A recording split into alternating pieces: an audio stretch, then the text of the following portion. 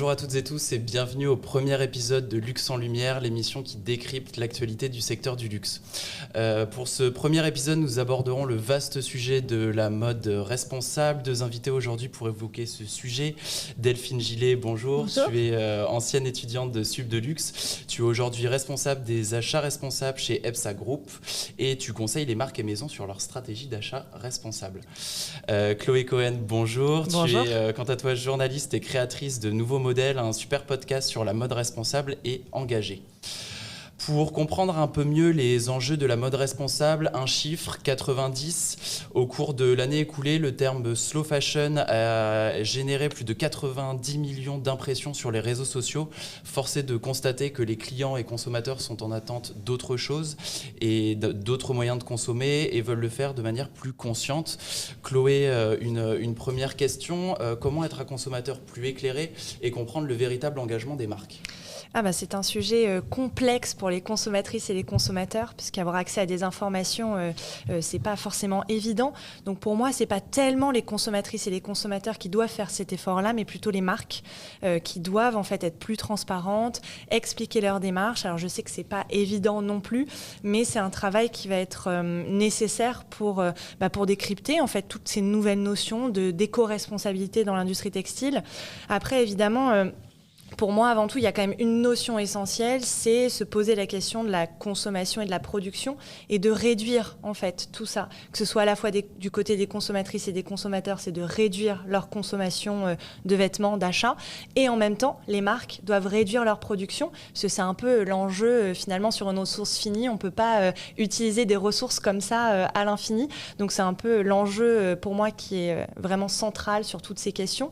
Et effectivement, il faut ensuite que les marques réussissent à travailler sur plein de notions qui sont le recyclé, la seconde main. Enfin voilà, il y a énormément de choses ensuite et de sujets sur lesquels elles peuvent expliquer, elles peuvent présenter de nouveaux concepts aux consommatrices et aux consommateurs.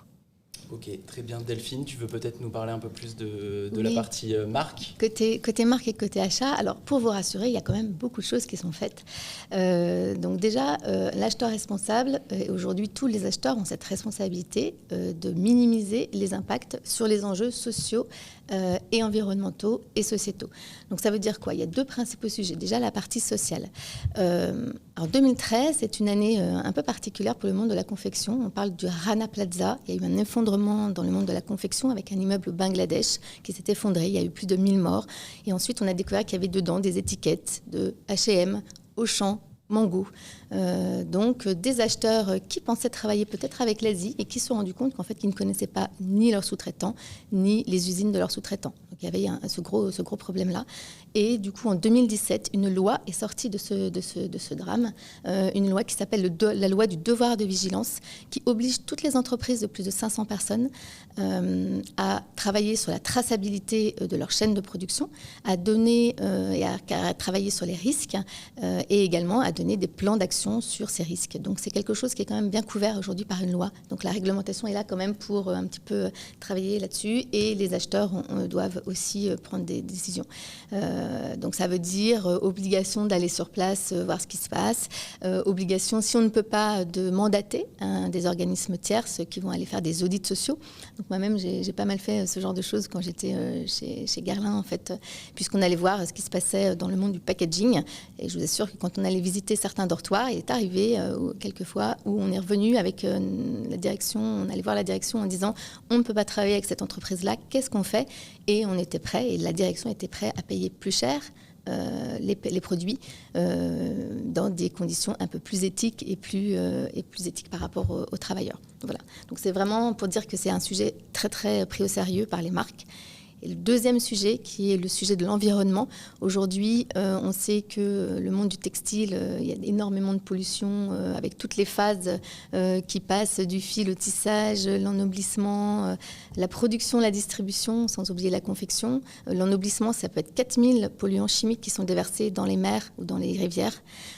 Donc aujourd'hui, il y a différents sujets comme les labels ou différentes actions qui permettent en tout cas de choisir des produits moins polluants pour l'environnement. Bien, merci. On observe aujourd'hui que les marques communiquent de plus en plus sur l'engagement responsable. On entend beaucoup parler de greenwashing notamment. Comment, d'après toi, Chloé, est-ce que les clients peuvent y voir un petit peu plus clair ? Je pense que le terme communication, c'est justement là où il faut se méfier. En fait, il y a une différence entre communiquer et faire preuve de transparence. Et c'est là où les marques jouent un peu sur ce double sens. Il y a plein de marques qui vont nous dire, voilà la liste de mes usines, voilà avec qui je travaille. Mais en fait, ça ne nous apprend rien. Moi, en tant que consommatrice, je ne sais pas ce que ça veut dire que l'entreprise travaille avec cette usine localisée à cet endroit. Je ne sais pas comment sont les conditions de travail sur place, comment sont traités les gens, est-ce qu'ils ont le droit à de la sécurité sociale, à des congés payés, leurs heures supplémentaires sont-elles payées, combien ils sont payés, enfin voilà, il y a plein de questions qu'il faut se poser. Donc c'est là où il faut bien faire la différence sur le greenwashing. Quand les marques s'arrêtent à ce genre d'informations, c'est mauvais signe. Après, il faut aller poser des questions, aller creuser. Effectivement, les marques de fast fashion sont assez douées pour noyer le poisson parce que prenons l'exemple de la marque Shein qui, par exemple, sur son site, a quand même toute une page dédiée à son engagement éco-responsable en disant que finalement, elle ne produit pas tant que ça, qu'elle utilise des matières naturelles, que tout est formidable, tout est génial. Quand on va fouiller sur leur site, j'ai fait l'exercice, effectivement, il y a quand même une grosse majorité de produits qui sont fabriqués à partir de polyester neuf. Ça, ils ne le disent pas sur leur page éco-responsable. Alors, effectivement, tout le monde n'a pas le temps d'aller faire ce travail de recherche.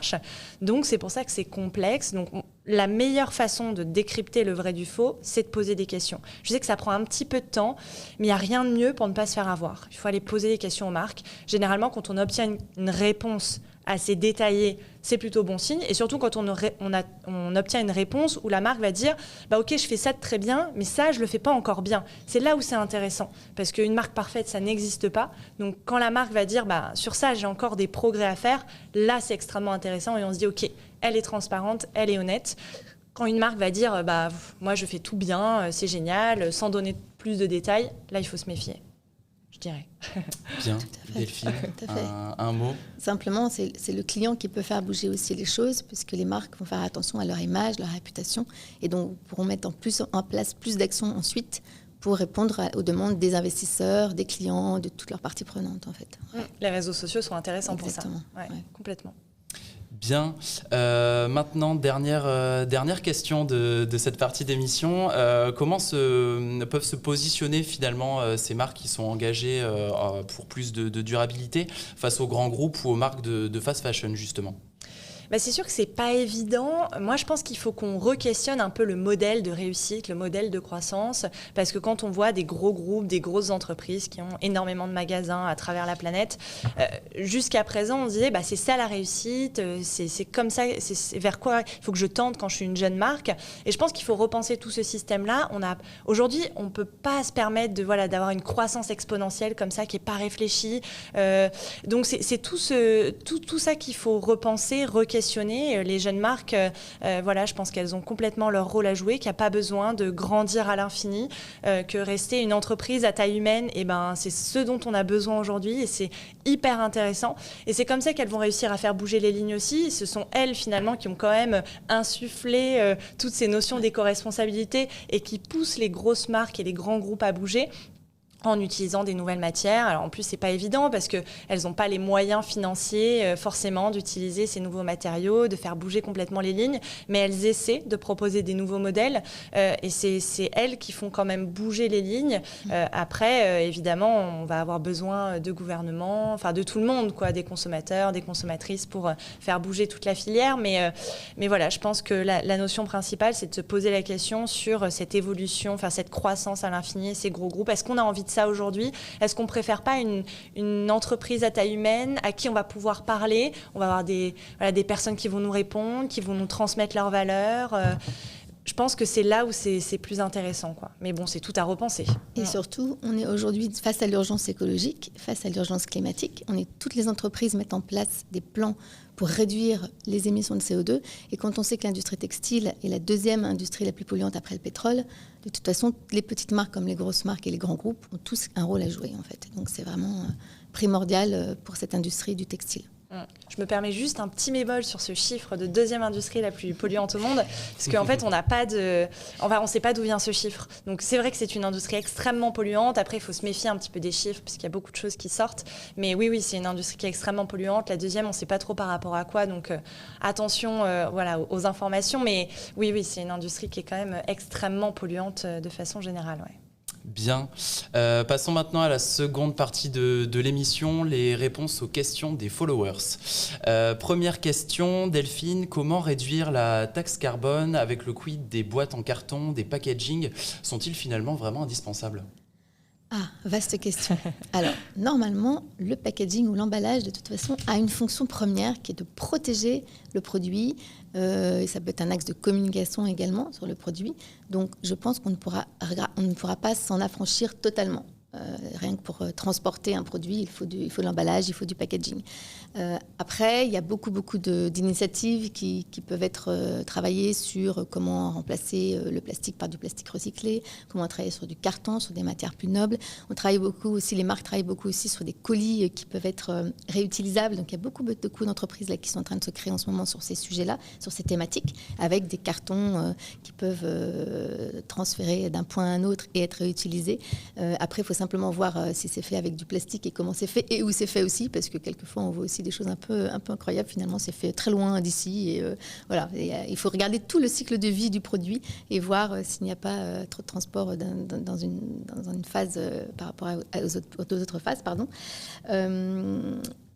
Donc voilà, aujourd'hui, le packaging fait partie aussi de l'expérience client. Je pense que c'est ce que tu vas dire aussi. Oui, complètement. C'est vrai que il y a plein de marques, on ne peut pas faire sans. Tu le dis très bien, c'est-à-dire que ça protège quand même quand on voit les sacs plastique qui emballe les vêtements, ça a aussi une fonction de protection. Après, je pense qu'il y a quand même plein de choses qui peuvent être mises en place et qui sont déjà mises en place, notamment sur les achats en ligne. Alors, je pense qu'il faut distinguer achat en ligne et achat en boutique parce que c'est un peu différent, mais sur les achats en ligne, il y a de plus en plus de marques qui proposent l'option pensez à la planète, n'utilisez pas le papier de soie, prenez juste le carton brut que vous allez pouvoir recycler. Donc là, c'est intéressant, pas les petites cartes postales, les petits goodies qu'on a à l'intérieur et qui finalement finissent à la poubelle, donc pas forcément d'intérêt. Donc, il y a de plus en plus de marques qui proposent cette option-là.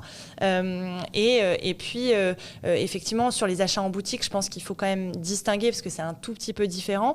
Il faut se poser la question de est-ce que le packaging que je propose, je ne vais pas pouvoir le réutiliser ou ma cliente ne va pas pouvoir le réutiliser, je ne sais pas, le transformer en boîte de rangement, en boîte à bijoux. Il y a des marques qui font ça, qui dessinent des super jolies boîtes maintenant pour qu'on puisse les réutiliser à la maison. Là, ça devient intéressant parce que ça ne va pas finir à la poubelle.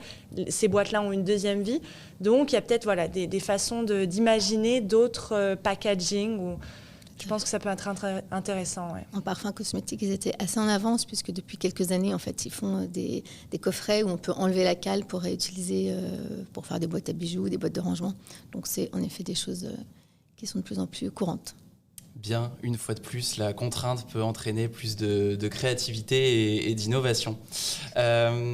Autre question, quelles sont les initiatives majeures que peuvent enclencher les marques pour rendre finalement l'industrie de la mode plus responsable ? Alors, je pense qu'il y en a beaucoup, mais il y en a une notamment, moi, qui m'intéresse énormément, on la voit émerger de plus en plus, c'est le développement de la précommande. Donc, en fait, c'est les marques qui vont proposer des produits à la vente, mais qui vont ne fabriquer que ce qui a été réellement commandé, réellement acheté, ce qui va éviter le gaspillage, éviter la surproduction. Ce qu'on a dit en première partie, que c'est vraiment l'enjeu principal, c'est d'arrêter de surproduire des vêtements dont on n'a pas besoin. Donc là, c'est hyper intéressant parce que finalement, on va produire que ce qui est commandé.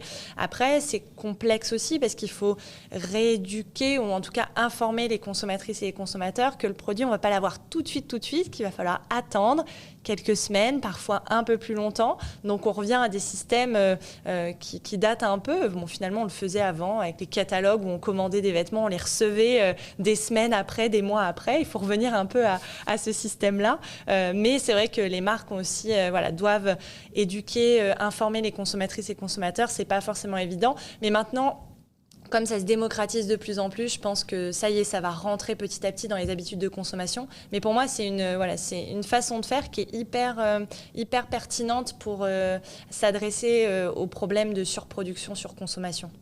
Bien, Delphine, quel serait ton point de vue côté achat? Il y a également pas mal de sujets, mais je pense moi aux matières un peu alternatives. Alors on voit plein de tests un petit peu. Là, je suis passée devant un grand magasin ce matin où ils font des publicités sur l'algue avec des t-shirts en algues.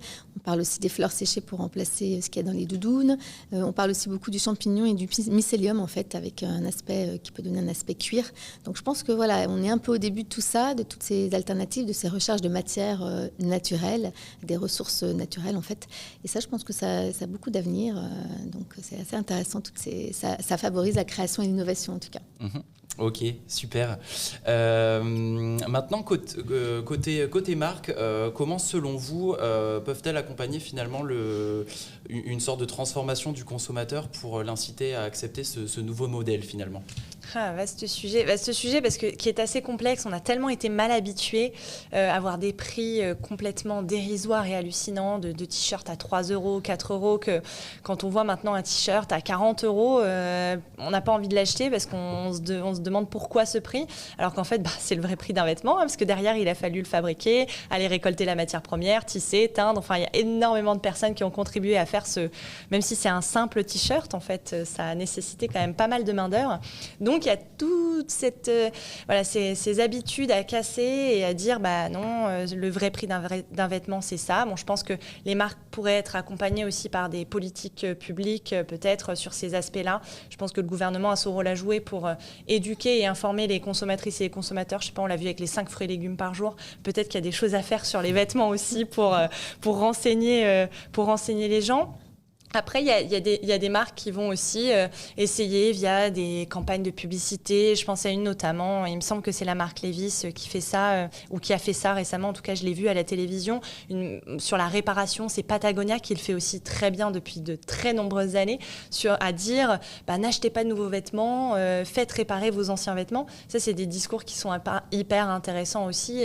Et puis, quand ça touche à des marques de grande consommation, comme Levi's par exemple, là, ça devient intéressant parce qu'on peut changer les choses à grande échelle, ou des patrons qui vont dire je ne lave pas mes jeans, je ne les lave jamais. Ce serait que laver, ça abîme les vêtements. Il y a des rejets de microfibres aussi dans les mers, les océans, parce que c'est pas filtré par les machines à laver. Enfin, il y a énormément de problématiques. Donc ça devient aussi intéressant quand les patrons des grandes marques ont ce genre de discours-là. Je pense que un peu à tous les niveaux, encore une fois, il faut que les marques prennent le temps d'expliquer, c'est pas forcément évident, le fassent aussi via peut-être des campagnes de communication, de publicité, via des discours aussi. Sur plein d'aspects, elles peuvent essayer de faire bouger les choses. Et c'est vrai qu'en communication et en interne, c'est vrai qu'aujourd'hui, de plus en plus, alors je parlais de l'urgence écologique, on voit Glasgow avec la COP26 qui va bientôt s'ouvrir. Aujourd'hui, tous les grands groupes et toutes les grandes entreprises ont des objectifs de réduction de CO2 dans leur politique RSE qui vont ensuite s'appliquer dans tous les services. Donc les achats en font partie et les achats doivent du coup travailler sur ces objectifs-là. Et donc il y a une vraie prise de conscience pour chacun de nous en tant qu'éco-citoyen, en tant que citoyen, en tant qu'acheteur, en tant que salarié, en tant qu'entreprise sur tous ces sujets-là.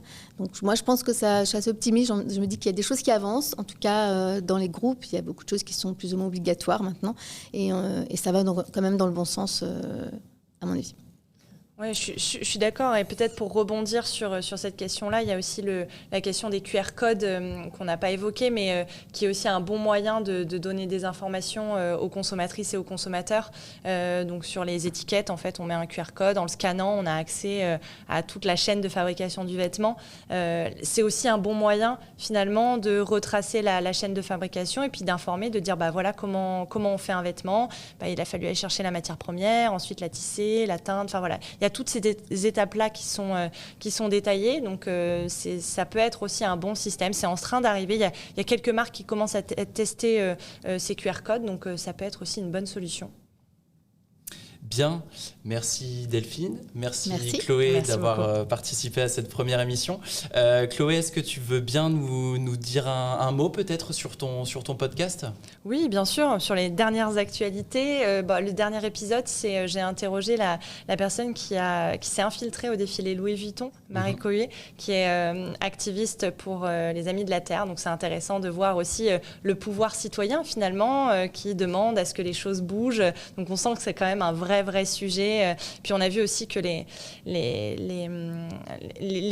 commentaires étaient plutôt positifs face à cette vidéo d'infiltration sur le défilé, contrairement à d'habitude, donc c'est intéressant. Et puis aussi une deuxième peut-être actualité, j'ai créé un groupe de travail qui s'appelle Une mode meilleure pour organiser une Fashion Week responsable en 2022. Donc on est en train de travailler dessus et donc je vous donne rendez-vous l'année prochaine. Avec joie. Delphine, une actualité à partager avec nous ? Donc au sein de mon cabinet de conseil, en fait, nous proposons des formations spécifiques pour les acheteurs, justement, sur ces achats responsables et comment prendre en compte les enjeux environnementaux, sociaux, sociétaux, tout en restant dans la performance économique, qui est l'objectif global d'un acheteur. Voilà, donc à partager avec vous. Très bien. Merci à toutes et tous de nous avoir suivis pour cette première émission. On vous donne rendez-vous très bientôt pour le second épisode. Merci.